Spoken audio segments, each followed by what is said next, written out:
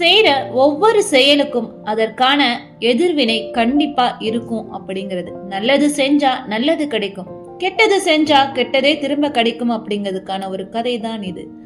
வாருங்கள் கேட்கலாம், கதைப்போம். விட இந்த மாதம் நான் செலுத்திய கட்டண தொகை மிகவும் அதிகம் தொலைபேசிக்கு. நானும் தொலைபேசி பயன்படுத்துறதே இல்லை. ஏதாவது தேவை பேசணும்னா என்னோட அலுவலகத்துல உள்ள தொலைபேசியை நான் பயன்படுத்திக்கிறேன். அங்கதான் என்னுடைய நண்பர்கிட்டயும் உறவினர்கிட்டயும் நான் பேசி முடிக்கிறேன். நீ ஏதாவது அதிகம் பயன்படுத்துறியான்னு மனைவி கிட்ட கணவர் கேட்கிறாரு. அதுக்கு மனைவியோ, உங்களை போல நானும் வேலை செய்யறதால வேலை செய்யும் இடத்திலேயே உள்ள தொலைபேசியை பயன்படுத்திக்கிட்டும் இருக்கிறேன். ஆகையால எனக்கும் தொலைபேசி வார இறுதி நாட்கள்ல மட்டும்தான் பயன்படுது அப்படின்னு சொல்லி நகர்றா. படிச்சிட்டு இருக்க தன்னுடைய மகனை கூப்பிட்டு கேக்குறாரு தந்தை. நாங்க இல்லாத சமயத்துல நீதான் ஏதாவது உன் நண்பர்கிட்ட அரட்டை அடிக்கிறியான்னு கேட்கிடவும், தன்னுடைய நண்பர்கிட்ட நான் பேசுறது இல்ல, அவங்க எல்லாரும் அருகருகே இருக்கிறதால ஏதாவது பேசணும்னா நாங்க நேரடியாவே சந்திச்சு பேசிக்கிறோம், அதனால எங்களுக்கு தொலைபேசி தேவையே இல்லைன்னு சொல்றான்.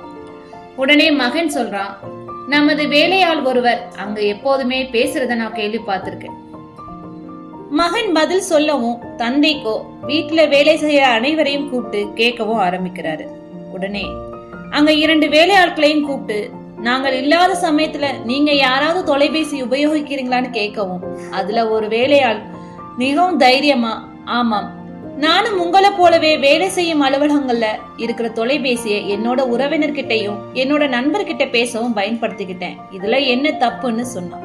தான் செய்த ஏமாற்றம் தனக்கே திரும்பியதை நினைச்சு அவர் மிகவும் குறுகி போய் நின்றார். ஒரு கதையுடன் கதைக்கலாம்.